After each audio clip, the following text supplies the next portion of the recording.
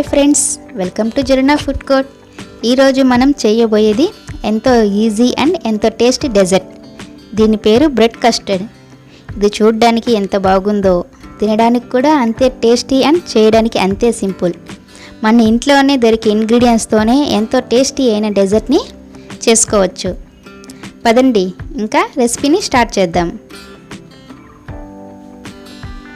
ముందుగా స్టవ్ వెలిగించి ఒక కడాయి పెట్టుకొని 1/2 లీటర్ మిల్క్ అయితే యాడ్ చేసుకోవాలి. ఒక 1/2 కప్ మిల్క్ అనేది మనం పక్కన పెట్టుకొని కస్టర్డ్ పౌడర్ 2 స్పూన్స్ యాడ్ చేయాలి.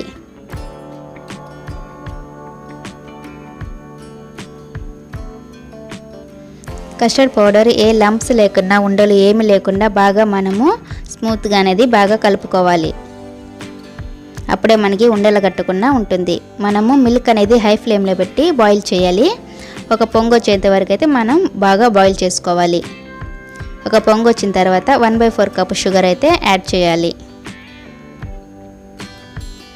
మనము షుగర్ వేసిన తర్వాత మీడియం ఫ్లేమ్లో పెట్టి బాగా మరగనివ్వాలి. షుగర్ అంతా మనకి బాగా మెల్ట్ అయిపోవాలి. ఒక పొంగు వచ్చింది కదా మనకి, షుగర్ వేసిన తర్వాత ఇలా బాగా మొత్తం కలుపుకోవాలి. ఒకసారి షుగర్ అంతా మెల్ట్ అయిందా లేదా అని చెక్ చేసుకోవాలి. కొంచెం పాలు మనకి చిక్కగా అయ్యే వరకు కొంచెం మరగనివ్వాలి. మన ఛానల్ని ఫస్ట్ టైం చూస్తున్నట్టయితే సబ్స్క్రైబ్ చేసుకోండి. అలాగే బెల్ ఐకాన్ని కూడా క్లిక్ చేయండి ఫ్రెండ్స్. ముందుగా మనము కస్టర్డ్ మిల్క్ అనేది చేసి పెట్టుకున్నాం కదా, ఇప్పుడు లో ఫ్లేమ్లో పెట్టి కస్టర్డ్ మిల్క్ని కొంచెం కొంచెం వేస్తూ బాగా కలుపుతూ వేయాలి. ఉండలు కట్టకుండా కొంచెం కొంచెం వేస్తూ ఉండాలి. మనము కస్టర్డ్ మిల్క్ యాడ్ చేసేటప్పుడు ఓన్లీ మనము మీడియం ఫ్లేమ్ లేదా లో ఫ్లేమ్లో మాత్రమే ఉంచాలి ఫ్లేమ్ని. లేకుంటే కస్టర్డ్ మిల్క్ యాడ్ చేస్తున్నాము కాబట్టి మనకి ఈ మిల్క్ అనేది మాడిపోతుంది. హై ఫ్లేమ్లో అస్సలు పెట్టకూడదు. ఇప్పుడు కొంచెం ఇలాచీ పౌడర్ యాడ్ చేసుకోవాలి. మొత్తం ఒకసారి బాగా కలుపుకోవాలి. మీడియం ఫ్లేమ్లోనే మనకి బాగా ఈ మిల్క్ అనేది బాయిల్ అవ్వాలి. ఇలాగా మధ్య మధ్యలో కలుపుతూ ఉండాలి. అడుగంటకుండా చూసుకుంటూ ఉండాలి. కస్టర్డ్ మిల్క్ మనకి కొంచెం థిక్నెస్ వచ్చేంత వరకు అయితే మనం కొంచెం బాగా బాయిల్ చేయాలి. మరీ థిక్గా అయితే మనకి ఉండకూడదు, మరీ పల్చగా కూడా ఉండకూడదు. అలానే చూసారా ఎలా బాయిల్ అవుతుందో, మీడియం ఫ్లేమ్లో పెట్టేనే ఇలా బాయిల్ చేయాలి. ఒకసారి మొత్తం బాగా కలుపుకోవాలి. మధ్య మధ్యలో బాగా కలుపుతూ ఉండాలి. మనం గ్యాస్ మీద పాలు పెట్టేసాం కదా, అది బాగా బాయిల్ అవుతూ ఉంటుందిలే అని అలా వదిలేయకూడదు. ఇలా మధ్య మధ్యలో చూసుకొని మనము మన థిక్నెస్కి సరిపడినట్టుగా బాగా కలుపుతూ చూసుకుంటూ ఉండాలి. హై ఫ్లేమ్లో మాత్రం అస్సలు పెట్టకండి. ఒకసారి మొత్తం బాగా కలుపుకోవాలి. చూసారా మనకి థిక్నెస్ అనేది కరెక్ట్గా సరిపోయింది. మరీ పల్చగా లేకుండా, మరీ థిక్గా లేకుండా మనకి చల్లారిన తర్వాత ఇంకొంచెం థిక్నెస్ అనేది మనకి యాడ్ అవుద్ది. ఇప్పుడు స్టవ్ ఆఫ్ చేసేయాలి.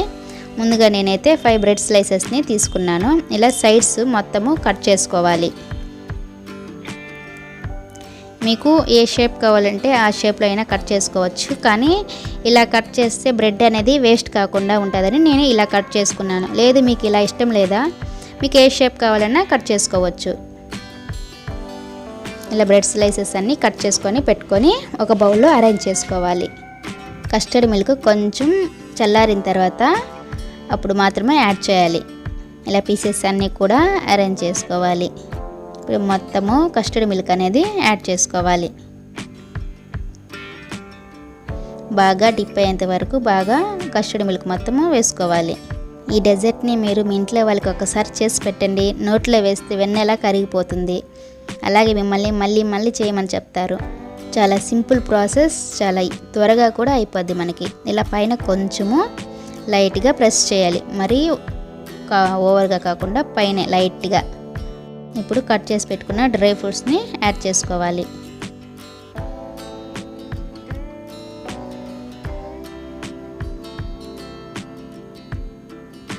నేనైతే ఇక్కడ బాదం, జీడిపప్పు, కిస్మిస్ యాడ్ చేస్తున్నాను. డ్రై ఫ్రూట్స్ని ఇలా సన్నగా కట్ చేసుకొని వేసుకుంటున్నాను. లేదు మీకు నచ్చిన ఏ డ్రై ఫ్రూట్స్ అయినా యాడ్ చేసుకోవచ్చు. 1 అవర్ ఫ్రిడ్జ్లో పెట్టుకొని మనము చల్లగా తింటే సూపర్గా ఉంటుంది. చల్లని బ్రెడ్ కస్టర్డ్ డెజర్ట్ అయితే మనకి రెడీ అయిపోయింది. అలా నోట్లో వేసుకోగానే అలా నోట్లో కరిగిపోతుంది వెన్నలాగా మనకి. అంతే ఫ్రెండ్స్, ట్రై చేసి ఎలా వచ్చిందో కామెంట్ చేయండి friends. Please like, share and subscribe చేయండి ఫ్రెండ్స్, అండ్ బెల్ ఐకాన్ని క్లిక్ చేయండి.